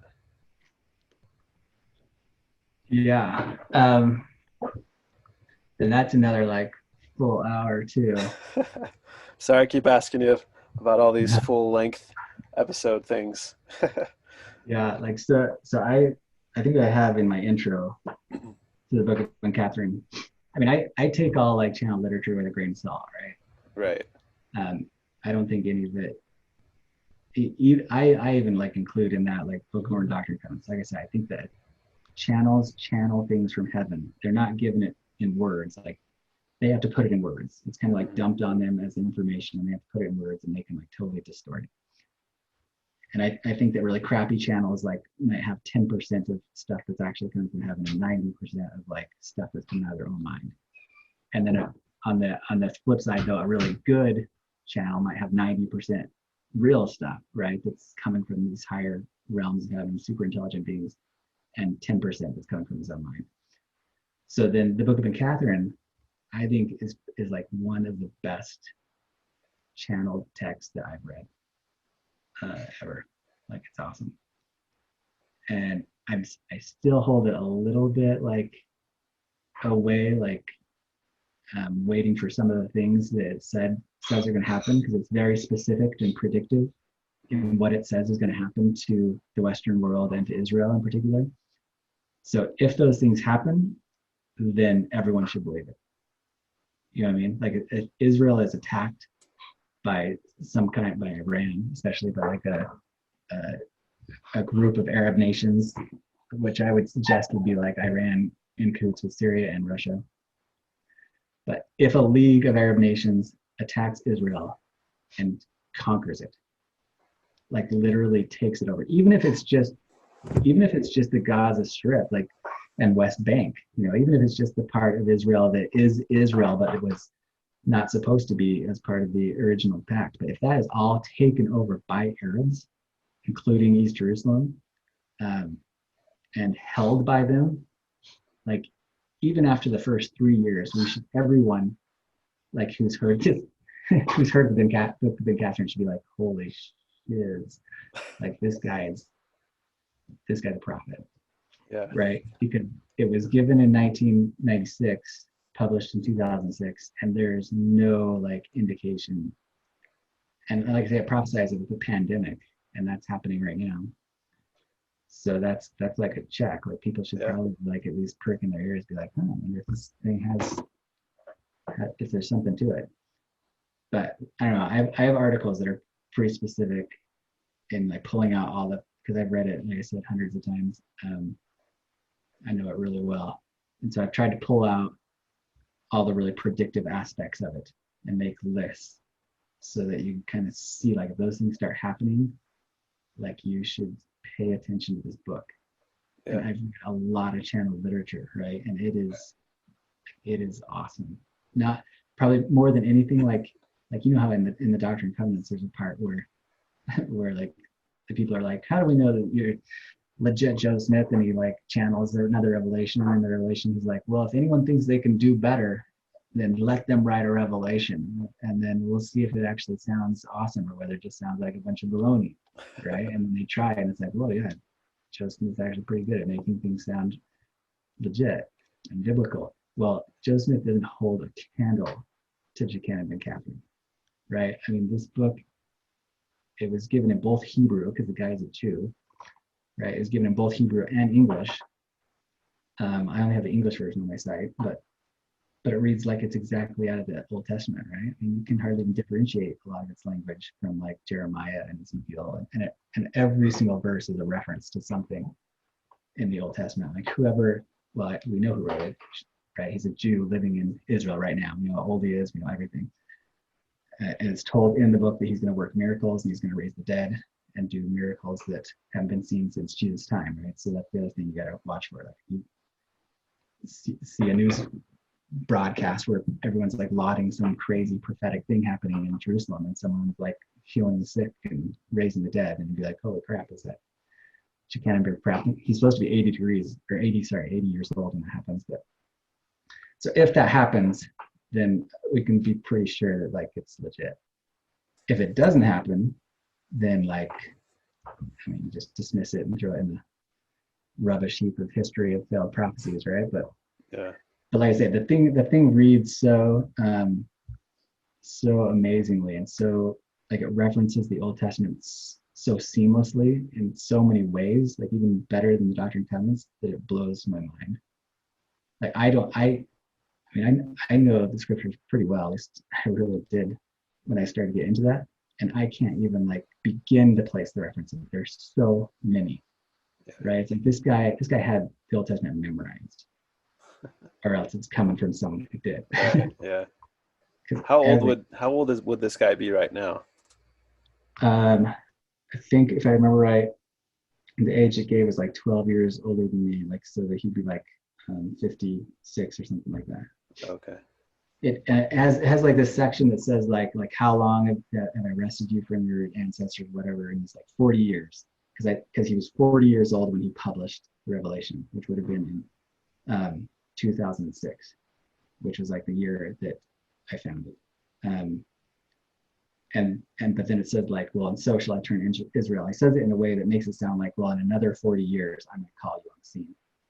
Then he says like, in thy old age, thou shalt serve me, and stuff like that. So it makes it sound like he's going to be like 80 when he's called to prophesy. And so that would be either 2035 or 2045. Oh, okay. 2046, 2036, or 2046, depending on whether you're counting the 40 years from the time he received it or the time he published it. Gotcha. And when I was like, I don't know, it was kind of a weird story. Like I was really feeling strongly, like all these impressions. I had my own like kind of crazy metaphysical experiences, but I was feeling these like really strong impressions, like that there was like a prophet and that there was crazy stuff happening. And for some reason I was like thinking Mongolia, like I kept like thinking like, oh, there's like prophets in Mongolia and Tibet. And then this one night, like it was almost like a voice like in my head, like super strong. It was like, no, you know what, you're looking in the wrong place. And I'm like, what? And it's like, no, the prophet's in Israel. And this like phrase came into my mind, and I like immediately went to the computer and typed that phrase, and it popped up like the first reference. And so I found this website that it was on, which was only up for like 5 years. It's been taken down since then. And so I think that my site's like the only place you can find this prophecy in English. I'm sure it's probably still available in Hebrew, like in Israel or something. But yeah, I felt like, anyway, when I read it, I wasn't quite sure about it, but it didn't take like reading it very many times before it was like a lot of things with me, like it burned in me, right? Like I read it and it's like, this is like significant, and you might play a part in putting this out there. Anyway, so I was really invested in it, even though I haven't really focused on it lately. I've got my own stuff, but I still like, I'm still of the opinion, well, okay, so I mean, its prophecies are super specific and significant. I think I mentioned this before. Like, so it says that Israel has been in captivity to the West for 70 years, right? It's like a puppet state to America, like 70 years since inception. And it says that it will yet again be a puppet to the Arabs for 70 years. So it's gonna have another 70-year captivity. And then at the end of that 70-year captivity, the third temple will be built, and it will be like restored and become like a theocratic nation and become like one of the most influential. It'll become the new US basically for technology and law and knowledge. Like God's gonna pour his spirit upon Israel, and it will rule the world just like America does right now, right? But with that prophecy is that America is falling, and that we are right now on it gives a 40-year period of like a probation, where we have like this 40-year period where he stills the storm and where things are still good for us. And at the end of that 40-year period, the US will fall, and it will fall hard, and we will have just, this part is my interpretation, so I might be calling it wrong, but it seems to me that it's talking dualistically, and that America will have a 70-year period of captivity, just like Israel. Israel will be captive to like this Arab League, like some kind of Arab coalition, maybe Saudi Arabia and surrounding countries, I don't know. But they will basically, Israel will become a puppet to them. And during that, the US will basically fall into some kind of a socialist captivity, just like Russia did, right? Just like the USSR, which the USSR lasted almost exactly 70 years too, which is kind of strangely coincident. But from the Bolshevik Revolution to 97 or whenever it was that the Kremlin completely fell and the ruble dissolved, and the USSR dissolved into like 12 nations. It's the same thing will happen to the US. Like we will have a slow, not a quick revolution, but a slow socialist revolution where we fall into basically like some type of extreme socialism. So I mean, like communism, whatever. And that we'll have very few rights, and that at the end of the 70-year period or sometime during that, we'll break up too, just like the USSR did. We'll break up into 5 flowers, it says, so 5 different nations. And then after our breakup, just like now, a lot of the ex-Soviet republics are really flowering, right? I mean, especially the Baltic regions, Latvia, Lithuania, and the stands, right, with all their oil, like they are doing amazingly. Same thing's going to happen to the U.S. After we break up. We will it says we'll be a garden, and so it's almost like it segues into the Mormon story, that it's like, because that's what all of us Mormons believe, right? Like at some point, the U.S. will fall and Zion will rise. Yeah. Well, what is Zion going to look like? Well, its capital is going to be in Independence, Missouri, supposedly, right? But what is this new nation going to look like? It kind of seems to suggest that it's like, yeah, like there's going to be a nation that comes out of the U.S., out of the breakup of the U.S., that's going to then help rule the world with Israel, and it's going to be righteous again.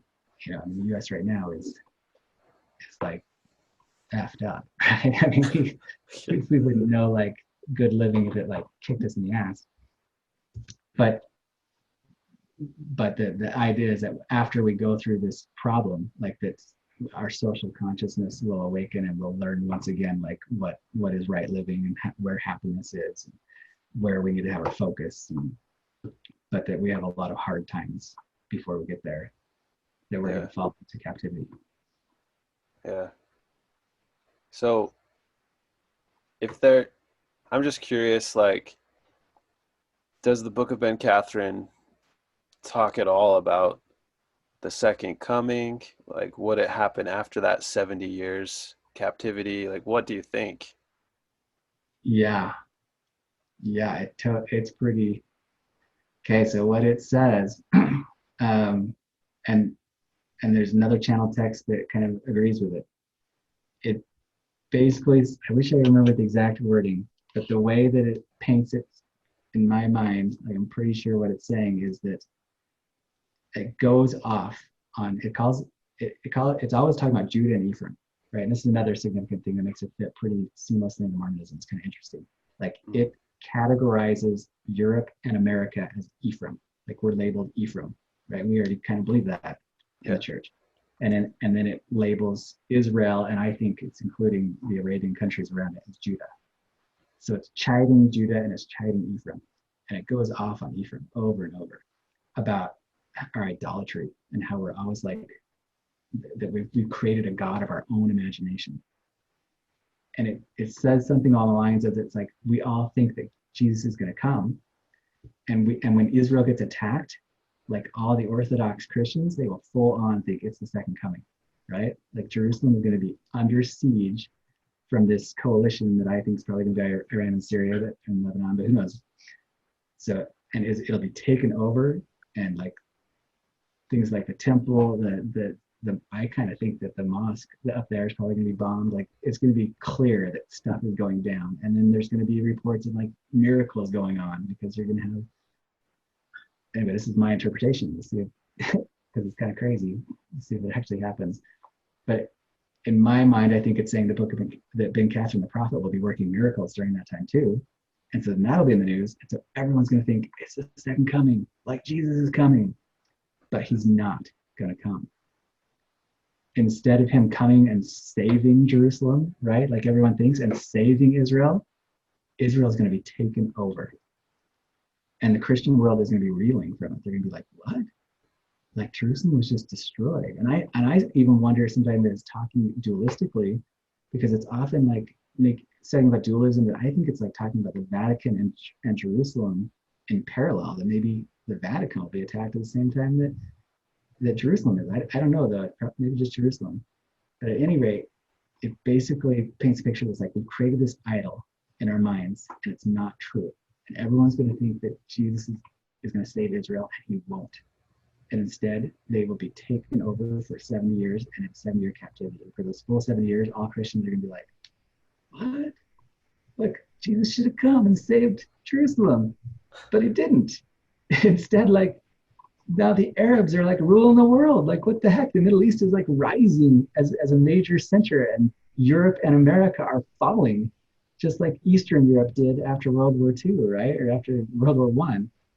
Western Europe and the US are basically going to fall in the same way the USSR did, into like captivity, where you're going to be like, well, where's Jesus? Like, he was supposed to come, right? But the thing is that our belief in the second coming is wrong. We don't get it. And I'm not even going to go into the details of it, but it's idolatry. Like, we are over literalizing the scriptures. And when it says that Jesus is going to stand on the Mount of Olives and 1 foot here and 1 foot there and split the mountain asunder, no, it's not literal. It's figurative. And when Jesus comes, it's just like, right? It's exactly, and it's poetic justice, because it's exactly like the Jews. Like we're all totally just like the Jews, right? They thought that the Messiah was going to come and save them from Roman rule, right? And they were so sure. And like, oh, they're under bondage. And so here they're just waiting for their Messiah to free them from Israel. And so when Jesus came as like this lowly pauper and did these miracles and didn't free them and instead died on the cross, then they're reeling and being like, what the heck? That can't be our Messiah. He didn't conquer. He didn't save anyone. But yet he did, right? He did. He just wasn't what they expected, because they built an idol in their minds. They were just in idolatry. They built God into something they wanted him to be, and he wasn't. But people who were in tune spiritually, right? They recognized him. Yeah. He was the Messiah. So the Messiah is coming again, right? And Ben Kathryn is in part a Messiah, right? He's not the, but he is the prophet, like an anointed one. Okay, in this way of thinking, right? And I'm always like holding. I don't want anyone to think that it's like I'm like dead set on the truth of this, because I always hold everything a little bit aloof and take it a little bit with a grain of salt. But this is kind of like my hope, and something that kind of, anyway, it's something I hope. And so I feel like it seems right. The more I think about it, seems right. Like, it seriously was going to go down. We're all thinking just like the Jews, that he's going to come, he's going to save Israel, and he's not. That he's going to do it. He's going to work miracles in the same way that Jesus did. And the people who recognize truth are going to be like, wow, this guy's teaching amazing stuff. he's doing miracles, and even though the media and everyone dismisses it and hides it, it's like legit. And it's just like what happened last time. The people who recognize it will recognize it. But the things that he teaches, and it says this in the Book of Ben Kathryn, as well as the 7 prophets that he calls around him, they will form the foundation of like a religion for the coming age. And the Book of Ben Kathryn is written in such a way that it doesn't just appeal to Christians, it appeals to Muslims. Like the metaphors within it. And I wish I knew a Muslim so I could have them, like, I could talk over the book with him, because I'm pretty sure that after all this happens, what happened to the Roman world after Christ, right? And they were all pagans, but the Jews rejected the Messiah. They rejected Christianity. But Paul and the Gentiles of Rome, they converted by the millions, right? I mean, at least by the tens and hundreds of thousands within the ensuing hundreds of years. And so, I mean, it wasn't even 400 years before the entire empire basically converted to this new Christian religion. The idea that the Book of Ben Kathryn seems to push, and I think is going to happen, is that it's going to appeal to the Muslims, right? And that the Christians are going to reject it for the most part, right? But that the Muslims will be as fertile a field as Rome was. So that within a few hundred years after this happens, there will be millions of Muslims converted to this new, and I don't even know what you'd call it, because it's a new Messianic Judaism, I guess. The religion that he's pushing, it's not Christianity as we know it. It's a different religion. It's kind of like a blend of Judaism with Islamic aspects and with a bunch of Christian aspects. So he's bringing this new religion, just like Christ and Peter and Paul brought this new religion, and it's going to convert millions of Muslims.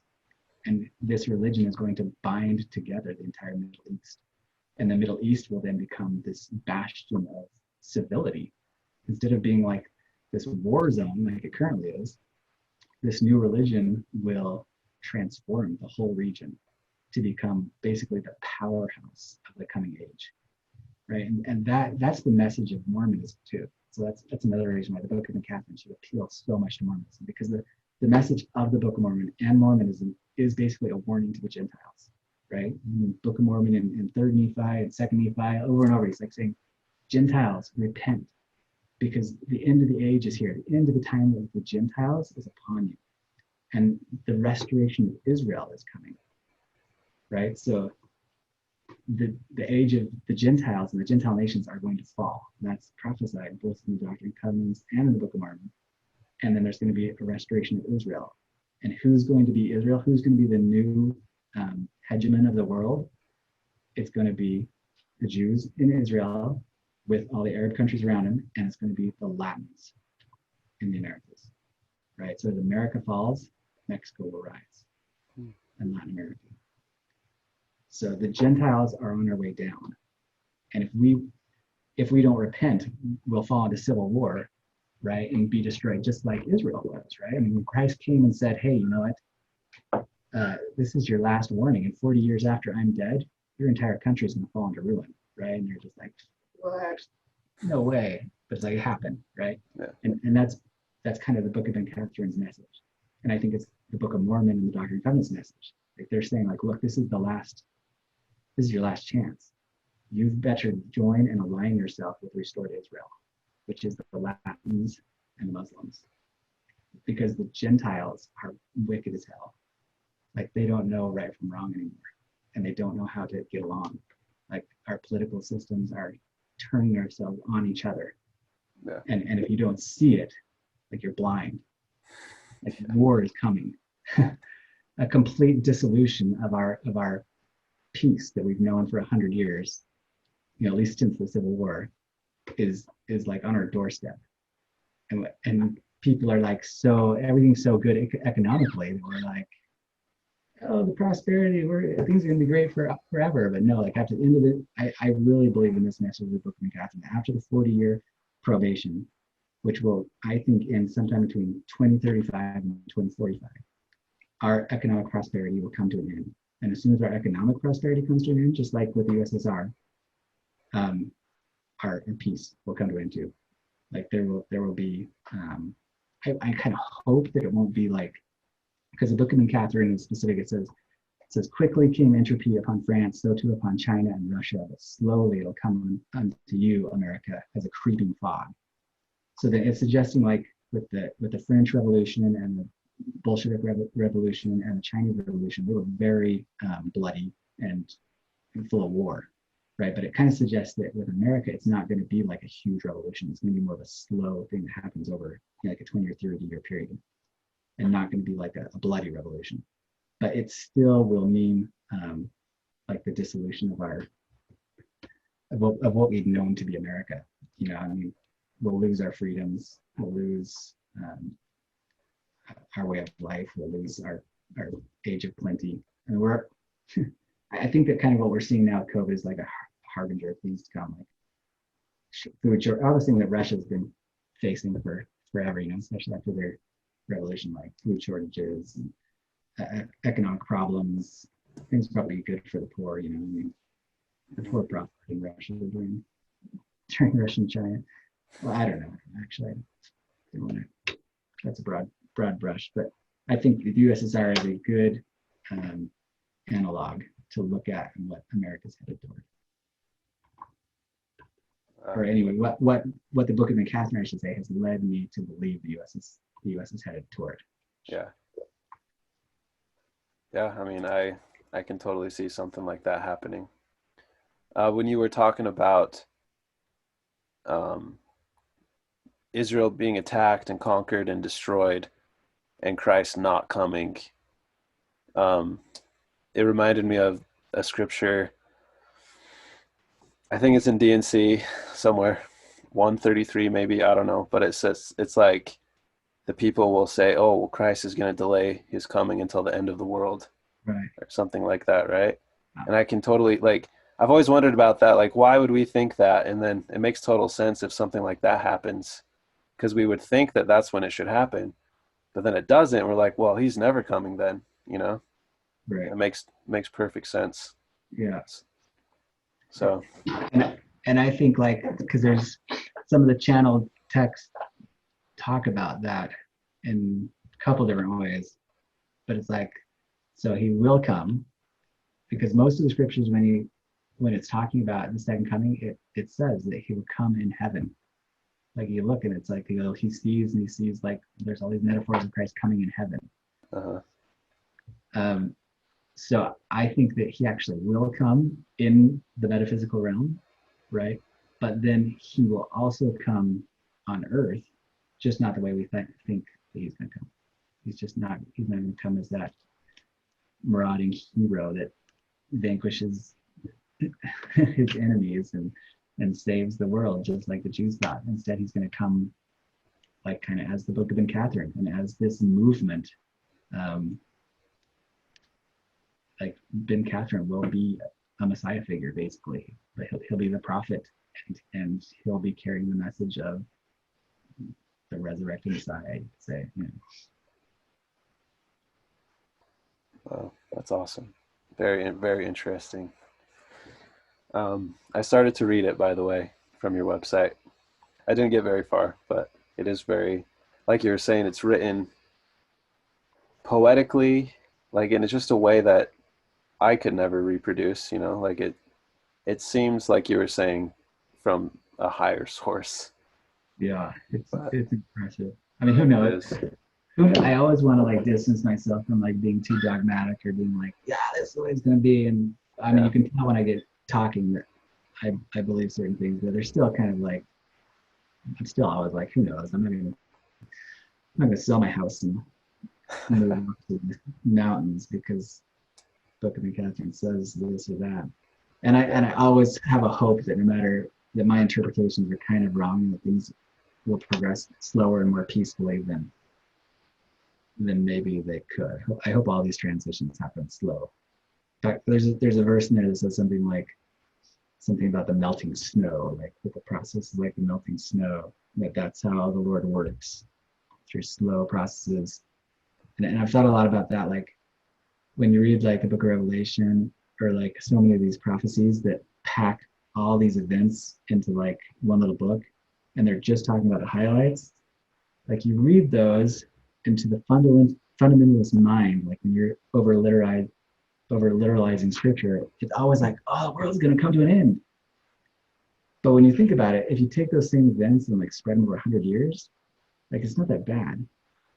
Like if you were to take the events just from the last 200 years and put them into like 20 chapters, and you were to be like, and then there's going to be World War One, and it's going to do this, and it's going to do that, and then you have World War Two, and this country's going to do this country, and then there's going to be nuclear explosions, and they're going to come up with a nuclear bomb, and it'll be Japan will be on fire, and then there's going to be war in the Middle East. Like you would read that scripture and be like, holy cow, the world is going to end between the years of 1920 and 2000. But it hasn't, you know what I mean? Yeah. And I think that's kind of how scripture is. Like these channels, like these prophets are channeling events of the future, and they're just picking out the major events and they kind of like cram them all together. And then the fundamentalist mindset reads those scriptures, and not only do they over literalize the metaphors, they turn it into something that it's not. They make it all happen at once. And it's like end of the world. When it's like if you step back and you look at it with a more like recognizing the metaphors for what they are, and also recognizing the slowness of the processes, then you can kind of be like, oh yeah, even the Book of Revelation isn't that bad. Like it's not like all this, and in fact, it's probably most of it's already happened. You know, I mean, hailstones falling and destroying the crops of the earth and fire, and it's like that's happened. It happens all the time. Mm-hmm. It's just like your perspective in reading it, whether you're trying to make it into this big thing that all happens at once and ends the world, or whether you're like, oh no, it's just talking about like these slow and steady processes that change the world. Yeah, that makes sense. Yeah, I sure hope that, like you were saying, that things are more peaceful than we sometimes think they will be. Right. So, yeah. Right. Well, I've kept you for 2 hours now, I think, almost. Um, I I really appreciate you, Lance, for talking to me and letting us record this. Um, I guess I'll let you go to bed. It's pretty late. But are Yep. there any last words you have about anything? Probably talked enough. Well, I loved it. It's awesome. You got tons of knowledge, and your website is amazing. So, um, I'll have links and stuff on my show notes, so people can check out your stuff. But we might, you like you were saying, there's a lot of stuff we can still talk about, so we might have to do a part two at some point in the future. Maybe. So we'll stay in touch. Yeah, sounds good. Okay, man. Thank you so much. Awesome. All right. Yeah. Well, thank you. That's fun.